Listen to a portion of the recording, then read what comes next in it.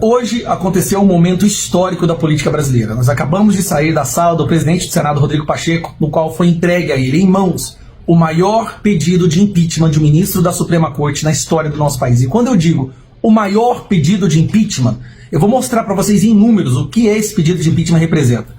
Foram 153 deputados que assinaram esse pedido de impeachment, em grande parte graças a vocês que se mobilizaram e cobraram seus deputados dos seus estados.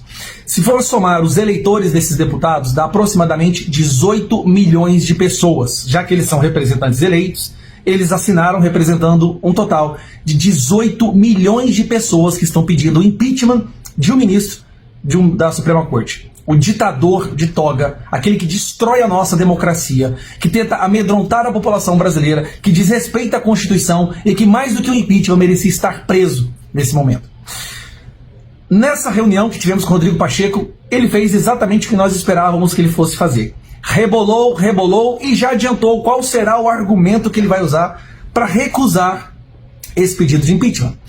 Primeiro, ele disse que o pedido de impeachment ele é técnico e político, ou seja, a pressão popular, os representantes eleitos fazendo a pressão, representando os seus eleitores, tem sim uma influência nessa decisão. Mas logo depois de rebolar um pouquinho, ele já jogou ali, talvez de forma involuntária, qual argumento ele vai usar para se recusar a aceitar o pedido de impeachment. Eu já vou adiantar, e vou adiantar para vocês o contra-argumento que a gente tem. Ele disse que as decisões do Alexandre de Moraes, todas elas, foram corroboradas, foram validadas no colegiado, no plenário do STF, ou pela primeira turma, da qual ele faz parte, ou pela composição dos 11 ministros da Suprema Corte. Bom, mas qual é o problema?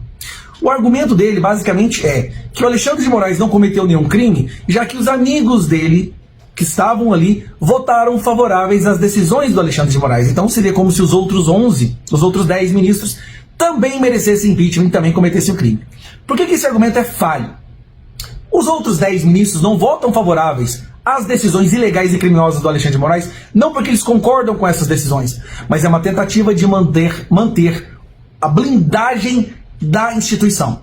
O medo deles é que se o Alexandre de Moraes, se um ministro do STF, por mais criminoso e ditador que ele seja empichado, abre um precedente para que eles também possam ser empichados. É o corporativismo ditatorial no seu mais alto grau.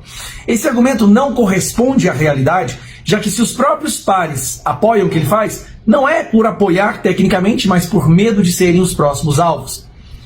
É o argumento mais falacioso que se poderia imaginar, mas eles vão usar esse argumento. Então ele rebolou, mas eu vou deixar claro aqui para vocês. A chance dele negar esse pedido de impeachment, o maior da história, é de 99%. Porém, o jogo não acaba aí. Nós temos hoje 32 senadores favoráveis ao impeachment do Alexandre de Moraes. Só para você ter uma ideia, mais 9 senadores favoráveis, nós teríamos a maioria da casa, que são 41.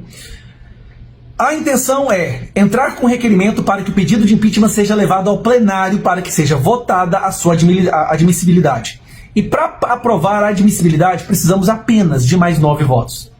Eu sei que isso, se for para o plenário, se houver a votação nominal, onde o nome do senador aparecer e ficar registrado na história do nosso país, o seu posicionamento, eu tenho certeza que a admissibilidade será aprovada. E sendo aprovada, é formada uma comissão especial, no qual aí sim se dá o início ao processo de impeachment, que lá no final tem que ser votado com 2/3 da casa. A pressão popular agora nunca foi tão importante. Em nenhum outro momento em que nós nos mobilizamos nas redes sociais e nas ruas para lutar pela nossa democracia, nenhum outro momento foi tão importante quanto agora. E eu acredito que não existirá na nossa história outro momento tão importante quanto esse. Então, o site Votos Senadores, esse é o foco. Entre no site Votos Senadores e pressione os senadores do seu estado. Esse é o momento perfeito. Época de eleição. Os senadores querem fazer os seus prefeitos. Ano que vem já começa a disputa eleitoral para 2/3 da casa do Senado e essas pessoas querem ser reeleitas. Ou elas vão se candidatar a governador ou prefeito. O que acontece é que esses senadores que se posicionarem contra a democracia agora devem ser o alvo do povo brasileiro. para que os nomes desses abutres jamais sejam esquecidos. Então eles estão num momento, sim, de grande suscetibilidade à opinião pública, já que estarão procurando se reeleger em 1 ano e meio, mais ou menos, já começa a correria deles pela campanha. É agora, pessoal. Esquece o Pacheco. Não adianta fazer pressão naquele bicho preguiça, naquele bunda mole. O foco são os outros senadores. E desde que nós mudamos a nossa estratégia, nós saímos de 18 senadores favoráveis para 32. Mais 9 senadores. A gente tem a maioria da casa. E se essa maioria decidir por obstruir o Senado, decidir por pressionar ou o Pacheco ou o próximo presidente, que pode ser Alcolumbre ou qualquer outro, eu tenho certeza que a atmosfera vai ficar muito mais propícia, muito mais favorável. Então, demos um grande passo. Foi histórico o que aconteceu hoje. A imprensa pode até tentar diminuir, mas foi histórico. São 153 deputados assinando, representando quase 18 milhões de pessoas e 32 senadores favoráveis. A ditadura do Rodrigo Pacheco e do Alexandre de Moraes vai cair. O Alexandre de Moraes vai perder, na verdade, já perdeu. A opinião pública e as últimas pesquisas mostram, ele já perdeu. Mãos à obra, site votossenadores.com.br, ache os senadores e faça pressão. Nós temos poucos meses para conseguir fazer com que isso seja aprovado esse ano, para que o próximo presidente já entre com o processo aberto. Um grande abraço, tchau.